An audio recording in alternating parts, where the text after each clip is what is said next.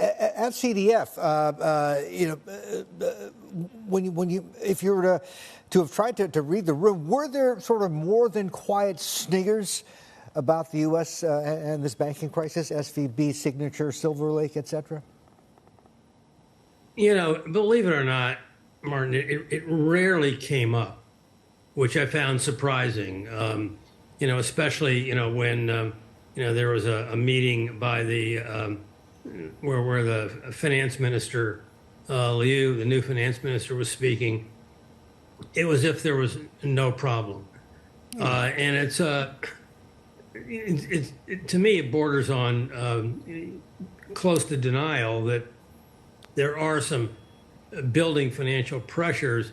China, of course, is still very tightly linked to the world through trade flows, through capital flows, and through financial flows. And, while the government plays an active role in supporting the banks, China is not immune to a global insecurity issue that arises from, the shift to higher rates.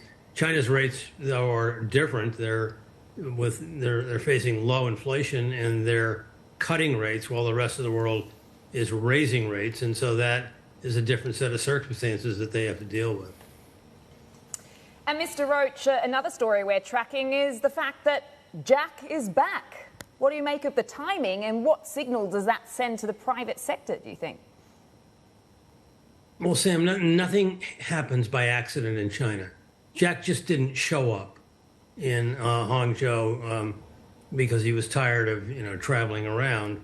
I think it was well orchestrated. It fits with the government's campaign to demonstrate that they are relaxing pressures on their private sectors and are welcoming the rest of the world. But I listened to your